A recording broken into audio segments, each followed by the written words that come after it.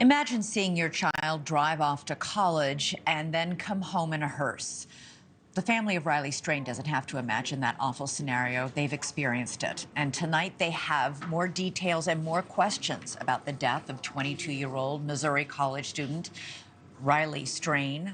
Was it really an accident, as police say? Well, tonight the focus is on one key accessory that Riley was apparently wearing the night he disappeared from downtown Nashville: a belt. New information from the Strain family points to a possibility of a more sinister ending to the young man's life than the initial autopsy suggested. The Nashville Police Department has determined there were no signs of foul play. Riley's body was pulled from the Cumberland River 2 weeks after he vanished, about 8 miles away after a night out with friends. He allegedly left a local bar by himself. There is security footage of him walking off, but in the wrong direction, in the opposite direction of his hotel. Riley was found in the river without his pants, his wallet, or his cowboy boots that he was wearing the night he went missing. And despite a massive, intensive search of the area, those items of clothing have never turned up. The family says Riley was also wearing a belt the night he disappeared. Joining us now is Strain family friend Chris Dingman. Chris, great to have you back on the show.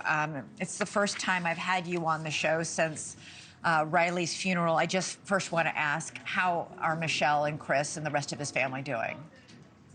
You know, I got to visit with them today. They came over to the office for a little bit, and we got to catch up and, just talk about life, being home. Michelle was able to talk just a little bit and then instantly, went into memories and missing her son. So it's still very, very brutal on the family right now.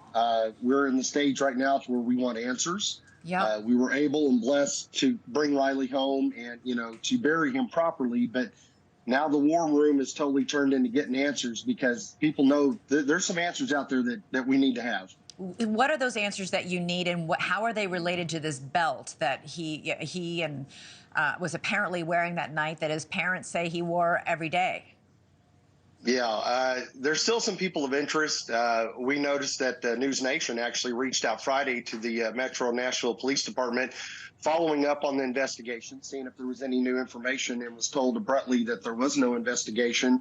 They were waiting for toxicology. So unlike more like what we have found this entire time of doing this, trying to find Riley, is we're going to have to find our information via the internet, via TikTok, via incredible reporters like you guys chasing down leads, because I strongly feel that we're not going to get any support from Metro Nashville. Our two strongest leads that we have received has been from the internet, not from the police, stuff that was given to the police. So, and what are those leads? The leads were like right there with the body cam. We had people that had found the debit card shortly following that. Mm-hmm. The couple that actually come forward from listening to a podcast that was in the last video that he was seen by the construction barricade. There's so little, but when you're watching the film that you're showing right now with the police cam, when it spins around, there's actually there's some people that's farther down the way that looks like they're sitting outside their vehicle. But what is hey, Chris, what's the significance of the belt? Because, listen, a lot of people don't realize that when something happens to a person, whether, for example, they're hit by a car, they're often knocked out of their shoes, out of their clothes. People don't understand that actually happens. Same thing happens when a person falls into a river. Items of clothing can be ripped off by the current, by the force of the fall. He still had his shirt on. And you say that because of a belt, he should have still had his pants on. Can you explain why you're attaching so much significance to the fact that you say he was wearing a belt? Yeah, the belt, Riley had a swimmer's body, and I loved him for that. He was actually an excellent swimmer. And his hips, with the belt being on his hips, that would have been even more hard for the pants to come off in the water. It literally would have been snug to him. It would have been riding on his hips. Everybody we talked to about that, as soon as we found out he had a belt on that night, was like, wow, that totally changes the dynamics of why those articles are missing. His boots, they're a size 15 boot. Anytime any shoes or tennis shoes get wet, you know how hard it is just to get a tennis shoe off, let alone a size 15 boot. So the belt is a big piece of the puzzle that we now have. And but once again raises more questions. And when do you expect the results? You have ordered, the family has ordered a second autopsy to be performed. When do you expect to have results from that? They were actually following up on that today and reached out. We were told, which we've not been given the information by the original autopsy, but we were told a family member can request the actual autopsy short of the toxicology that Metro Nashville provided.